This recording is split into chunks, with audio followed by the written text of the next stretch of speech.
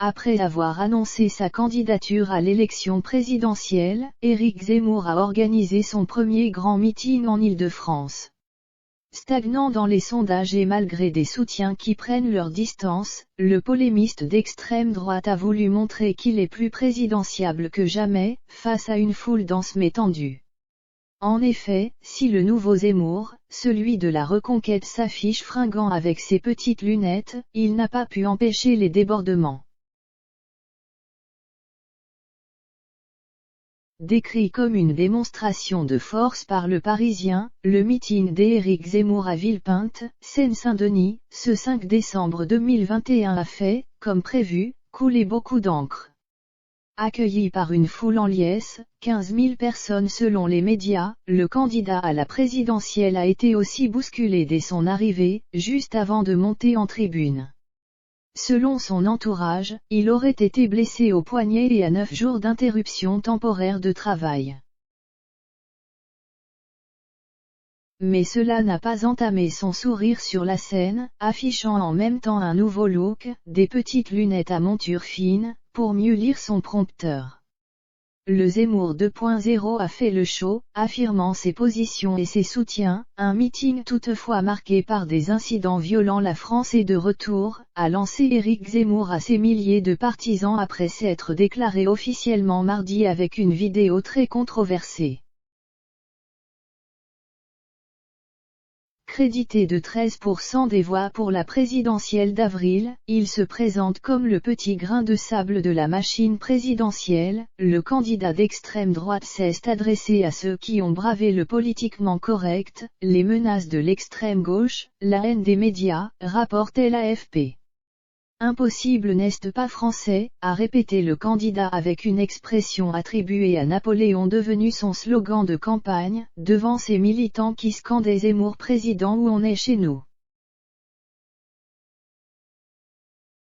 Avec comme logo un rameau d'olivier, le sens du nom Zemmour en berbère, son nouveau parti a été baptisé Reconquête, un nom qui peut évoquer la reconquista chrétienne espagnole au Moyen Âge. L'adhésion a été fixée à 30 €. Éric Zemmour a fustigé le mondialisme, le vivre ensemble et l'immigration de masse. Mais a contesté être fasciste, se disant le seul à défendre la liberté de penser, ou misogyne, en rendant hommage à sa mère qui lui a transmis un amour immodéré de la France.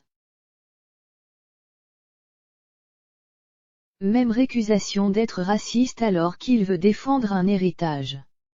Le candidat a salué le courage de ses troupes alors que la meute est désormais lancée à S et trousse. Mes adversaires veulent ma mort politique, les journalistes veulent ma mort sociale, et les djihadistes veulent ma mort tout court. Il s'est dit prêt à prendre les manettes du pays pour répondre à deux craintes qui hantent les Français, celle du grand déclassement, et celle du grand remplacement avec l'islamisation de la France et l'immigration de masse. Il a promis une immigration zéro et la réindustrialisation de la France. Distance et ralliement. Éric Zemmour, dont le calendrier était calqué sur le congrès des LR, a aussi attaqué la nouvelle candidate de LR Valérie Pécresse qui, comme son mentor Jacques Chirac, promettra tout et n'obtiendra rien.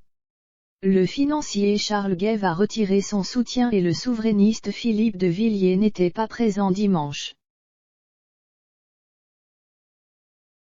Mais plusieurs personnalités de la Manif pour tous, opposées au mariage homosexuel, sont venues. L'ex-député conservateur Jean-Frédéric Poisson s'est félicité d'avoir avec d'autres installé les enjeux de civilisation au cœur de la campagne présidentielle.